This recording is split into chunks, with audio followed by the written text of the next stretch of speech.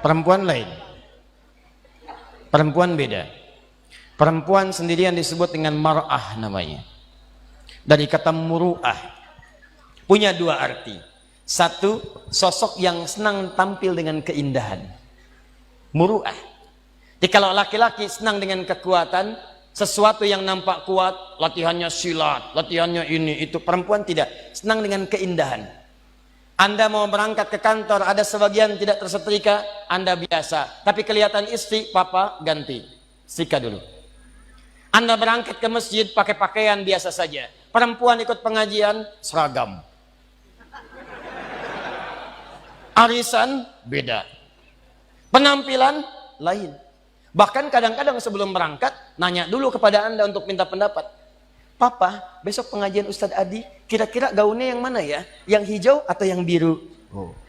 Kata Anda, hijau bagus mah. Ah, kayaknya biru deh. Oh.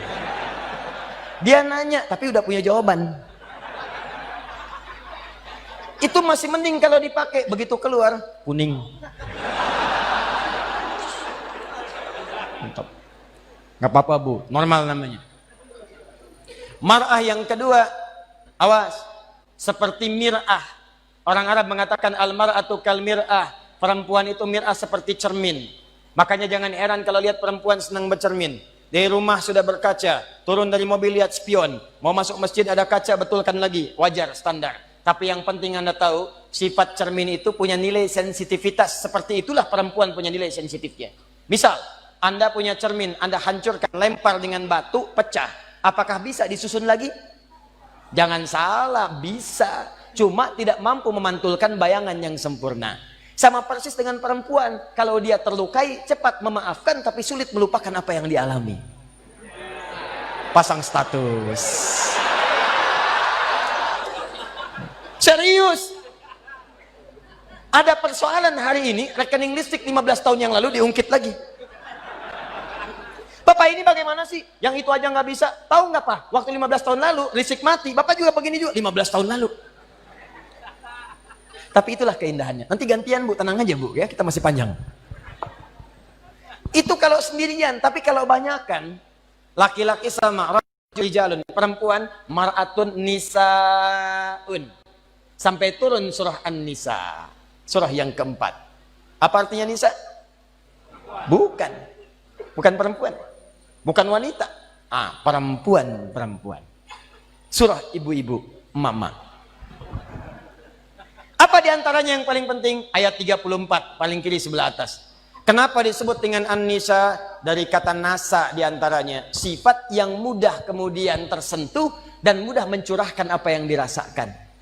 Suka cerita. Suka cerita. Dan kadang-kadang yang diceritakan hal yang seharusnya tidak dibuka. Kata Allah, fasalihatu qanitatun hafizatu lil ghaibi bima hafizallah. Perempuan salihah itu taati Allah dengan menaati suami pada yang baik-baik. Yang kedua, jangan membuka aib keluarga pada orang lain setelah Allah menutupnya. Jadi kalau Anda tidak buka aib di rumah tangga, tugas laki-laki, tugas perempuan sama. Jangan buka aib. Sepanjang tidak dibuka, Allah tutup sampai dengan kiamat. Kata Nabi, ada kejadian malam hari, maka selesai, siang jangan terbuka. Ada kejadian siang hari, selesai, malam jangan terbuka. Allah akan tutup sampai kiamat. Tapi kalau ada aib rumah tangga terbuka, keluar. Maka kata Allah, jangan salahkan yang menyebarkan. Kamu sendiri yang salah. Saya sudah tutup, kenapa kamu buka? Bima hafizallah. Allah yang tutup, kalian yang buka. Nah ini kadang-kadang tidak sadar. Karena perempuan punya sifat berbagi, suka cerita. Sependiam apapun kalau sendirian. Kadang-kadang kalau sudah bertemu temannya, kumpul cerita. Sifatnya pengajian, begitu kumpul bertemu dengan kawan, mulai bertanya, "Ukhti apa kabar?" "Baik." "Sehat?" "Sehat." "Suami bagaimana?" "Di situ masalahnya." "Masalah." Ih, nggak nyangka ya? Nyangka. Kumpul, "Ada apa? Ada apa?" Nah, yang satu misah. "Ah, saya tidak mau lah." "Kenapa?" "Tidak, itu dosa. Jangan seperti yang itu ya. Itu tuh begini. Nah, sama. Itulah humazah. Humazah. Sejak dulu sudah ada. Dari sejak zaman Nabi Yusuf. Nabi Yusuf itu anaknya Nabi Yakub. Nabi Yakub anaknya Nabi Ishak. Nabi Ishak anaknya Nabi Ibrahim. Dari Sayyidah Sarah. Dari sejak dulu sudah ada Perempuan yang suka kumpul-kumpul, suaminya sibuk kerja ngumpulin harta, perempuannya kumpul-kumpul. Saking kumpulnya itu sibuk membicarakan orang lain. Ada yang ganteng dibicarain. Nabi Yusuf ganteng dibicarain. Iya ya, ganteng-ganteng Nabi ya. Iya, orang sekarang ganteng-ganteng serigala. Dulu ganteng-ganteng Nabi. Ngobrol, ada.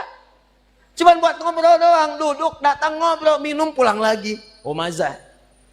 Jeng bagaimana bisnis suami? Begini. Ih, kok cuman segitu ya? Kita mah kemarin dapatnya suami lumayan loh, 10 kali lipat dari yang kamu dapatkan. Cuman gitu doang. Humazah. Alladzi jama'a mala wa 'addada, yang suaminya sibuk cuman ngumpulin harta dunia saja, enggak pernah mikir akhirat. Bekal akhirat enggak ada. Nanti kita akan lihat apa bekal akhirat. Enggak pernah mikir, yang penting dunia, dunia, dunia, dunia, dunia. Kerja, harta, rumah, mobil, uang, dolar, semua kumpulkan.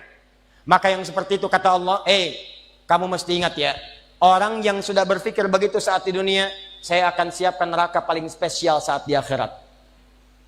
Namanya Hutamah. Neraka Hutamah ini beda dengan neraka biasa. Cara disiksanya, maaf sekali, diikat. Padahal neraka yang paling ringan, tapi seringan-ringannya neraka juga. Ya, seringan-ringannya neraka. Jangan coba-coba nih. Ya. Itu ada di Quran surah keempat ayat 56 paling kanan sebelah atas. Itu yang paling ringan di neraka. Innal ladzina kafaru bi ayatina sawfa nuslihim nara. Orang-orang yang ingkar kepada ayat-ayat kami, nanti kami masukkan ke neraka. Paling ringan kami tarik ubun-ubunnya. Nusli kami celupkan ke dalam api neraka. Dicelup kayak bikin teh celup. Teh celup itu kan naikkan, turunkan, naik, turun, naik, turun, naik. Jadi ada orang yang paling ringan masuk neraka, ditarik ubun-ubunnya, kemudian dimasukkan ke neraka, celupkan. Begitu dicelupkan, hancur semua, angkat lagi. Ya kullama nadijat juluduhum baddalnakum juludan ghairaha. Begitu hancur, diangkat sembuh lagi. Hancur, angkat sembuh lagi. Hancur, sembuh lagi. Sekali celup, 1 harinya 1000 tahun. 1 detiknya 48 hari. Kalau pengen coba silakan aja. Tapi diinfokan supaya kita jauhi. Cuma ini nggak diikat, artinya apa? Begitu dicelupkan dia merontak, masih bisa bergerak. Cuman tidak bisa mengelak. Tapi neraka yang ini, bagi ahli dunia yang nggak pernah mikir akhirat, dia tidak akan pernah bergerak sedikit pun. Karena Allah akan mengikatnya. Fi amadim mumaddadah. Jadi bukan begini, tapi diikat begini. Cara untuk menghukumnya, dibakar dari ujung kaki sampai otak yang paling dalam. Cara membakarnya, kalau mau diilustrasikan, dilas sampai matang dalamnya. Misal dari bawah bagian kaki, jempolnya dulu. Kalau jempolnya udah matang, baru sampingnya. Udah matang naik lagi ke atas. Bayangkan kalau dimasukkan keseluruhan, yang sakit langsung semuanya. Tapi yang ini tidak. Biar sakit dulu. Bukankah sakit di bawah kerasa ke semuanya? Sakit terus sampai naik ke atas. Allati tattali'u 'alal afidah. Afidah jamak dari kata fuad. Fuad itu otak yang merencanakan.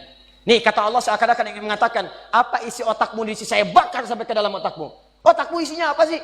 Orang sholat, kamu nggak sholat. Orang ngaji, kamu nggak ngaji. Orang puasa, kamu nggak puasa. Kerja lagi. Apa isi otakmu? Saya bakar sampai ke dalaman yang paling dalam. Nih. Awas hati-hati. Dan sifatnya muqsadah. Muqsadah itu sudah mengintai. Jadi kalau ada orang bercita-cita cuma dunia saja, itu nerakanya sudah ngintai. Nih dia teman saya nanti nih. Paham? Ini bagian yang pertama. Karena itu saya ingin ajak Anda semua, jangan cukupkan hidup kita visinya cuma sampai di sini. Contoh paling gampang ya, paling gampang. Kuliah hanya untuk dapat ijazah, itu dunia. Kuliah hanya untuk dapat kerja, dunia. Nikah hanya untuk bisa mengeluarkan hasrat seksual, dunia. Dapat handphone hanya untuk pasang status, dunia. Maaf, dapat pakaian hanya untuk tampil mewah gaya, itu dunia. Kalau Anda ingin siapkan sampai bekal yang terakhir, dan ini bagian akhir pembahasan kita, Ustadz, saya tahu saya akan meninggalkan dunia. Saya pengennya, semua bekal saya bisa dibawa ke alam kubur, sampai dengan ke akhirat. Bagaimana caranya? Bahkan kalau Anda berhasil menyiapkan cara ini, jangankan sampai ke akhirat, Anda meninggalkan dunia, langsung disambut langsung oleh Allah, melalui nikmat-nikmat di alam kubur yang lebih banyak daripada nikmat dunia. Yang kalau Anda dapatkan nikmat di sini, ini belum ke akhirat. Anda punya bekal akhirat di alam kubur bisa dimuliakan. Dunianya ditinggalkan, tapi Allah berikan nikmat akhiratnya dan diberikan pendahuluan di alam kuburnya. Saking dahsyatnya, ada di antara mereka, kata Allah, yang kalau bisa, artinya nggak bisa. Kalau mereka mampu, mereka akan balik lagi kepada keluarga yang sedang nangis, yang sedang sedih. Kata mereka, kalian jangan nangis ya, jangan sedih, jangan takut. Kalau bisa, cepat ke sini. Di sini lebih enak daripada di situ. Silahkan lihat anak-anak Palestina. Sekali-kali perhatikanlah mereka. 4 tahun, 5 tahun, tiba-tiba ada yang wafat di antara mereka. Lihat wajahnya. Apakah ada wafat di antara mereka yang wajahnya sedih? Tidak. Senyum, bira. Perhatikan jika seseorang wafat, maka keluarganya, Allahu Akbar, ada yang memberikan manisan, ada yang memberikan gula-gula, dan mengatakan Alhamdulillah.